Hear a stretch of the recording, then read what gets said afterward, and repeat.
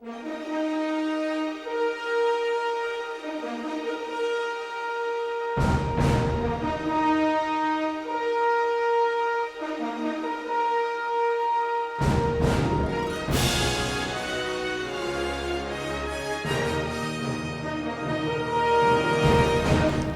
and welcome back to yet another one of my wonderful videos. I guess that's just my opinion, but hopefully somebody else likes it as well. So I've decided to go ahead and try out a warrior in Guild Wars 2 here. Been playing it around for a couple days here. Did some PvE with them, just kind of get a feel for them. Kind of jumped into the PvP section of things now, and 2-3 days here, so no, by no means a professional, but figured I would go ahead and kick out the spec setup, runes, etc., that I'm running with. See if anybody else might be useful for anybody else to use or not.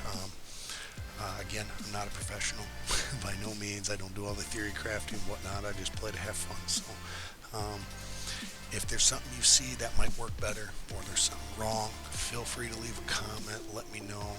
I'm open to advice, always open to advice to make the game better and my playstyle better. So with that, let's go ahead and get on with it here. So I've decided to kind of go with a power, toughness, vitality build. I'm sure there's plenty of builds out there. I try to come up with something on my own. Once again, it may not be the best. So, and so I start out with my runes of the fighter, power, toughness, and might off of a heal. Again, with the setup I have, these are the stats that kind of work best for me. And then that additional number 6, the healing gives might for 20 seconds. Some people may or may not enjoy that, may not like it. I don't mind it. It seems to kind of help out a lot. You know, if I have to pop a heal, that additional boon that I'm getting, that might boon, is nice to have. Adds to my overall damage. My weapons are great sword, one-handed sword, shield. So my sword, I run with 5% damage increase, just a basic damage increase. And my sword, running with the inflict bleeding whenever I pop it over. It's nice to pop out. You know, I got a group of people and I have to swap over. It's nice to just have that additional kind of dot running on people. And then on my shield, I go ahead and pop out. It just increases my bleeding that I've done to people. Now just my auto attacks for my sword pop out bleeding. They don't do massive amounts of damage. I tend to run more with the great sword, but the sword and board's there for when I do need it. So onto my amulet. Use a basic soldier's amulet. The power of it and toughness, as you can see, adds a decent amount. And then you can see my tributes over here. You can kind of pause them if you like. Kind of, you know, get a better idea. But my rambling here should go ahead and give you enough time to check them out.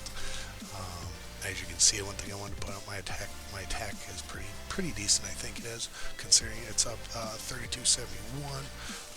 Fairly decent. My crit is low.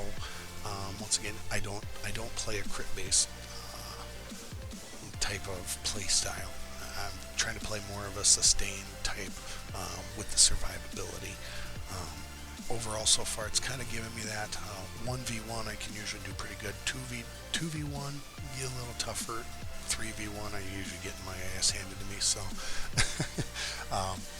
some tweaks to the spec might also kind of help that out. And down the road, as I play more, I'll probably learn and find out something that might work better. So on to my slot skills. Healing surge. With the setup I got going, I tend to try to keep my adrenaline level, all 3 bars, full. You'll notice with some of my other abilities as well while I do this. Not to say I don't use them, my adrenaline skill, but it's not a constant. I don't use it. So as long as I'm keeping that up, as you can tell, each stage, each bar gives a little additional healing. So I keep that up and get a fairly decent chunk of healing. My number 7, Bull's Charge. I think basically every warrior out there is running with this right now. It's a nice little charge, knockdown. I use that, I'll run in, and then I hit my number 200 blades and start walloping down on a person. you almost have to, because using 100 blades, you're stuck in one spot. Keep in mind, it's a channeled ability basically, and you're stuck. 9 times out of 10, you're not going to get the last hit or two off on that thing anyways, which does suck. So hopefully ANET will down the road adjust that. I've read that a lot of warriors have an issue with that. And my number 8, throw bolas. Like to just try to kind of snare, stop, however you want to call it, a person in place so I can catch up to them. Start cracking on them a little bit. Number 9, reduces incoming damage, gain stability. Again, I'm kind of new, so I'm trying to look, I'm leaning more towards the survival side right now, so I've gone ahead and used the Signet. Others may decide to use other stuff. I've noticed a couple other abilities that might be a little better, but while I'm still learning the class and the play style, I've gone with this. And Signet of Rage grants my adrenaline, just a passive when I'm in combat, getting adrenaline, and then the Fury Might. Swiftness is nice to have, just as the additional boons. So, on to the traits. As you can see, I run a 20, 0, 25, 0, 25 type of setup. 5 points, damage foes in. You have a dodge roll. I do go ahead and try to dodge when I can around people, so that a little additional damage is nice. Berserker's Power, again, I keep my adrenaline bars full, so with that, each stage gives me a little extra damage, and as you can see, stage 3, 12% additional damage, which is a hefty amount of damage to add on. And like I said, I keep my bars full, so 9 times out of 10, that's coming in handy full board. 15 points, burst skills, restore endurance, 100 blades, that's all I gotta say. Burst skill, 100 blades, endurance. So I dodge, hit it, and my endurance is back, so just a passive. Great sword spear damage increased by 10%. You know, what else can you do? It's additional 10% on top of 12%. You got about 22 extra % damage that you're doing with your great sword. Not gonna complain. Defense, thick skin, extra armor when health is above 90%. Does not make sense to me, considering most people are cracking the shit out of you. They're trying to drop you. You're not sitting above 90% really all that much. I think, you know, if anything, lower that down to a 70% above, or say 50% and below. You get that extra armor bonus. That's my opinion. Whether ANET goes with it, different story. Endure the pain, gain adrenaline when hit. Once again, keeping them adrenaline bars full, so when I'm getting hit, it's filling it up. Adrenal health, regenerate health based on adrenaline level. Pretty self-explanatory. It's basically a little hot that you got rolling on you. As long as your adrenaline bar is full, you're getting fairly decent ticks of healing. It won't show as a boon down here like your other ones will, but it is rolling in the background. Activates a balanced stance when you are dazed, last stand. Just nice to have. Someone's hitting me, trying to lock me down. It pops that, gives me that 8 seconds of stability where I'm not getting knocked around so much. 5% of toughness is given as bonus to power. Once again, the setup I've got is aimed towards the power, toughness, vitality, so that additional 5%. It's just a 2-in-1. I get extra damage dealing out, and you know, the toughness is there. So, right, and my bottom tree, versatile rage, 5 strikes of adrenaline on weapon swap. You do a fairly decent amount of swapping between your sword and board and great sword, or I do on this one. So having that adrenaline level, once again, a lot of this is rounded around having all 3 bars up, your additional damage, your healing, etc., etc. So it's nice to have that at full as much as you possibly can. Excuse me. And then Warrior Spirit, run fast while wielding melee weapons. We're slow. Warriors are just, they're slow.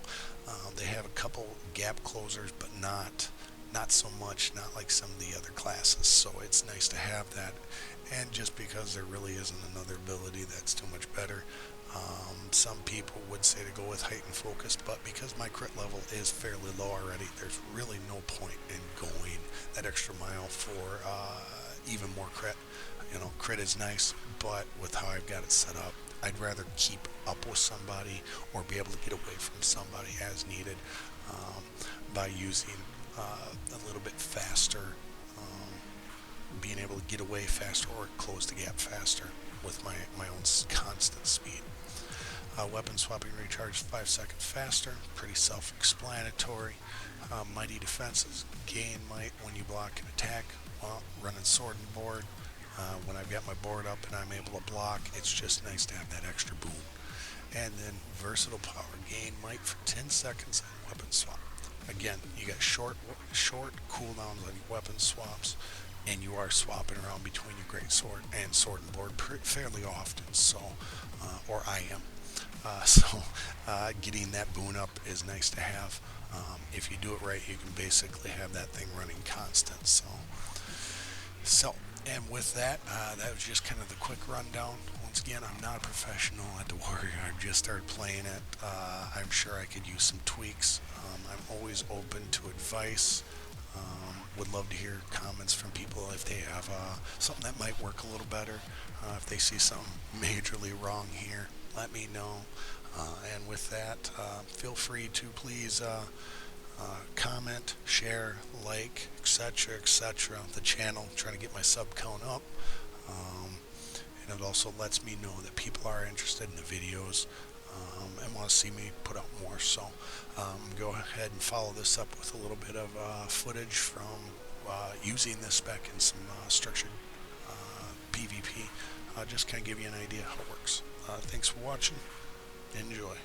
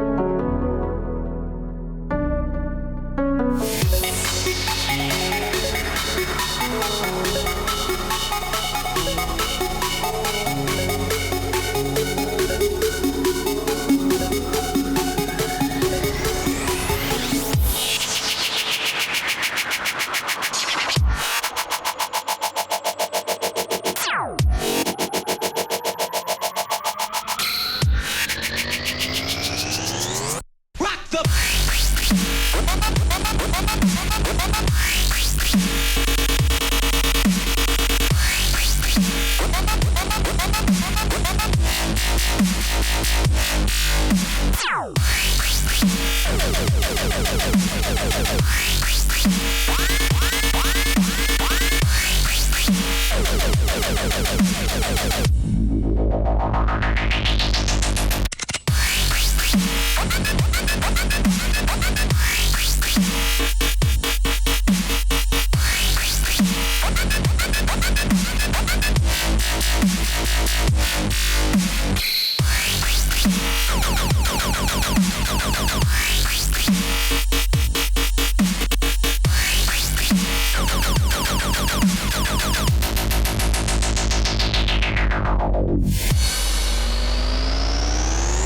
ready to blow.